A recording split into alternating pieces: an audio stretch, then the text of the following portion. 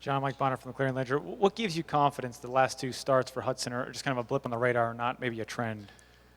Yeah, his bullpens in between are just electric, and when you watch his preparation, he's just really good and he's really confident, and it just didn't happen for him today. We just felt like with the wind blowing, the thing when you watch Dakota is it's so rare that he gives up a ball that makes it in the air to the outfield.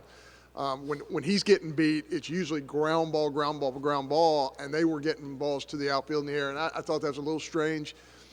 Jack had mentioned that his cutter, really wasn't separating from his fastball. So, and to be honest, I think SEMO's an older club, and I think they did a great job with him today. But there's no question that if we can extend our season, Dakota Hudson will be back out there, and I have every bit of faith in the fact that he will go out and pitch well for us again. Down front. Benway Commercial Dispatch. Brent was talking about it being behind early in that game. Says they really weren't worried about it. What kind of sense did you get in the dugout from your team? Well, I'm a coach, so I'm always worried, right? Our kids, we have some older kids too, and somebody's going to take a great swing, and it's kind of a strange occurrence at Duty Noble when the wind's blowing out and it's helping us, especially this spring for whatever reason. And I felt like, one of those right-handers, especially in the middle of our lineup, one of those guys was going to have a big day if they could just get a ball elevated and get their swing off, and it was definitely Brent Rooker. He just took great swings today when we really needed him the most. And, in this ballpark, you got to know, hey, I got to be on top of the baseball today because it's not going to go anywhere. And today was a day where you can miss underneath the ball and it's going to go somewhere. So, I thought it was a great day for him, but we had a lot of guys, who had great days. Mangum's always in the middle of it for us. Kruger had two really good swings, and I don't discount for a minute how important that last swing that Kruger took. I mean, think about him being out there in 90 degrees, squatting down there 150-something times, and then getting an in-the-park home run. I mean, that in and of itself is a pretty remarkable offensive feat for a guy who just never gives in and just gives us everything he has every day. Go to the back, Andy.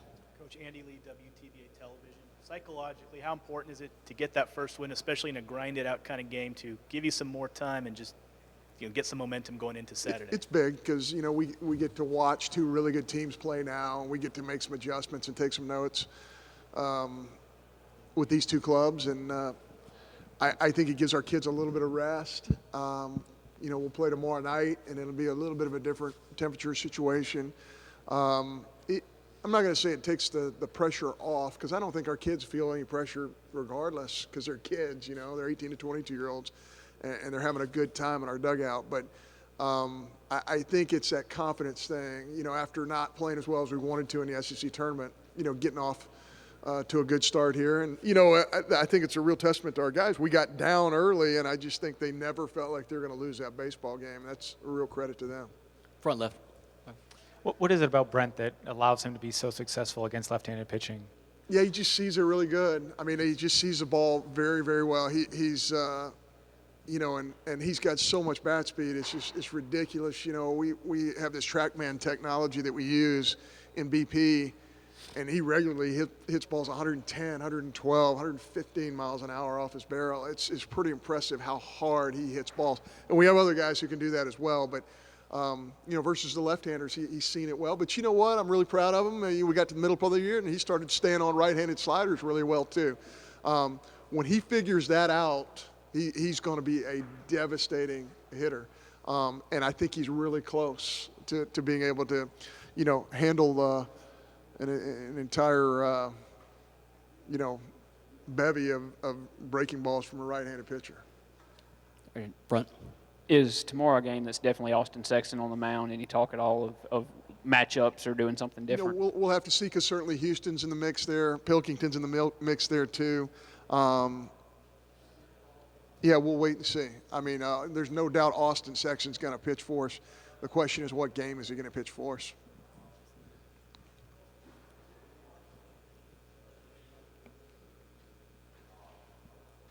Go right here in the middle, David. Coach Beazer said that, with the big hits and the big pitching, he still thought the game came out of defense. And was that typical of the way Robinson was able to create a play there and just kind of crack open the door, forcing a defensive mistake? Yeah, there's no question, and he played pretty good defense himself. He makes it look easy, like he's running the balls, and he's making it look really easy. He's an outstanding defender himself. I thought Gridley made some big plays for us today. I tell you, a big play in the ballgame I was really proud of is just a rocket hit right at Collins, and he shouldered it up, and Gridley ran it down and kept it on the infield and kept that run from scoring at that moment. I thought that was a big play for us. I thought that, I thought we played well. We had the little gaff on the ball that, stuck in Rigby's glove, and he couldn't get it back out and make the out at first base. But outside of that, I thought I was pretty clean. And, I thought Jack was just an absolute all-star behind the plate today. You start counting the amount of two-strike blocks he has, whereas if there's a swing put on the ball and it gets by him, especially with runners in scoring position, he just did a great job. He's catching guys who just have unbelievable stuff, too. So real credit to him. Got time for a couple more questions. Would Dakota be available at all in any capacity the rest of the weekend? I would doubt it. I would doubt it. He threw 74 pitches today, so he will not pitch the rest of this weekend. But he'll be a factor for us because he's a captain, and he's a guy who helps us in a whole bunch of different ways when he's not on the mound. But he'll get ready. He'll start training right now. Tomorrow morning he will get up and he'll start training for, hopefully, his next opportunity to start. And that's how you have to treat it in postseason. Got the last question, Bob. You mentioned Daniel Brown and what he did against the strong lineup. Anything in particular that made him so effective today? Yeah, 93, both sides of the plate. I'm looking at the numbers here, and I think it's pretty accurate. He threw 36 pitches and 37 pitches, 26 strikes. And when you have that kind of stuff and you're throwing strike one against a left-hand dominant lineup, he really got us on a roll in a time where we needed him to get us on a roll there. So he was really good. His breaking balls, when he's commanding that and throwing it in the zone, it's a high level, professional level breaking ball.